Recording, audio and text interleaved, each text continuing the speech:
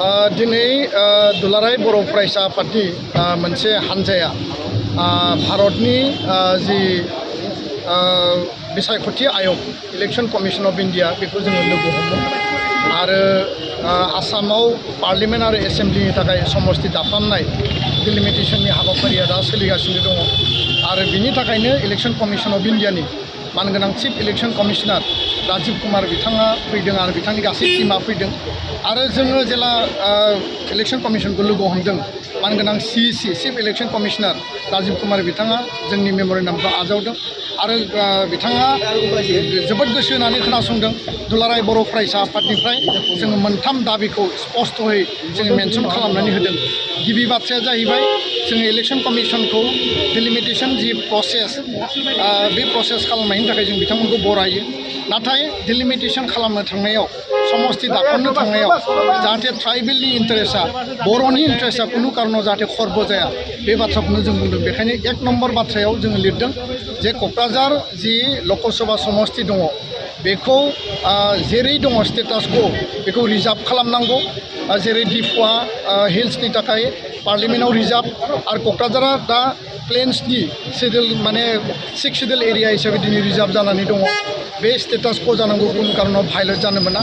जों दाबि खालामदों जे आउट अफ 126 आसामनि जि विधानसभा बिनि 14टा समस्ति मोनब्रै डिस्ट्रिक्ट बिटिआरनि बे 6 शेड्युल जि बड'लेण्ड एरियायाव मोनब्रै जिल्लायाव 14टा समस्ति जों दानायनि बाथ्रा जों प्रप'जेल होदों प्रस्ताब होदों आरो बिनि 8टा समस्तिखौ शेड्युल ट्राइबनि थाखाय माने एसेम्ब्लियाव विधानसभायाव रिजार्भ खालामनायनि थाखाय जोङो दिनै प्रस्ताब होदों आरो लोगोसेनो पार्लियामेन्टआव मोननै समस्ति क'क्राझार 4 शेड्युल ट्राइब STनि थाखाय आरो उदालगुरि समस्ति मोननै दानो थाखाय जों दिनै प्रस्ताब होदों आरो जों माखासे जास्टिफिकेशन होदों जे BTC दानायनि आन्दोआव बेयाव ट्राइबेल रिजार्भेशनखौ 75% 40टा समस्तियाव 30टा रिजार्भ आरो बाकिया आनरिजार्भ आरो अपेन बेयाव मेनसन दंखायो।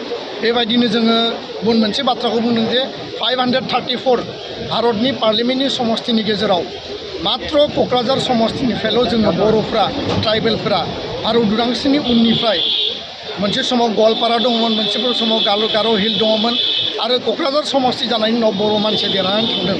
दा बेखायनो भारतनि 543 सीटआव जुदि बर'फ्रा देरहानांगौबा क'क्राझार समस्तिनिफ्रायबो जों देरहानो हायो आरो बेखायनो जों स्पष्टयै बुंदों कुनु कारनाव क'क्राझार समस्तिखौ जाहाथे ST रिजार्भेशननिफ्राय बोखारा। थांनाय समाव जों नुदों। गोजोनथाव खौरां बङाइगाव मेरिडियान किया मटर्स श'रुमा नोंथांनो लाबोदों गोदान अफार। मेरिडियान किया मटर्स श'रुमाव नोंथाङा खम बेसेनावनो किया कम्पानिनि गुबुन गुबुन मडेलनि गोदान गारिखौ लानो हागोन। बेनि अनगायैबो मिथिनो गोनां बाथ्राया बेनोदि किया कम्पानिनि 2022 मडेलनि गारिखौ गासै 40,000 रां रेहायाव मोननो हागोन। बेजों लोगोसेनो बे श'रुमाव जेखिजाया कम्पानिनि गोजाम गारिखौ सोलाय सोल' खालामनोबो हागोन। दासान्दि बे अफारा सोलिगासिनो दं। मेरिडियान किया मटर्स श'रुमा सा बङाइगाव साफागुरि र'ड आगराला देहा फाहामसालिनि साखाथियाव थानाय महामाया हटेलनि अपोजिट साइडआव दं। बे अफारखौ मोनफुंनो थाखाय नोंथाङा अनलाइनबो बुकिं खालामहरनो हागोन। लोगोसेनो गोबां मिथिनो थाखाय थोंजोङै 7099003414 नङाब्ला 8822790662 जानबुं अनजिमायाव जगाजग खालामहरनो हागोन आरो बङाइगाव मेरिडियान किया मटर्स श'रुमाव थांनानैबो नायनो हागोन।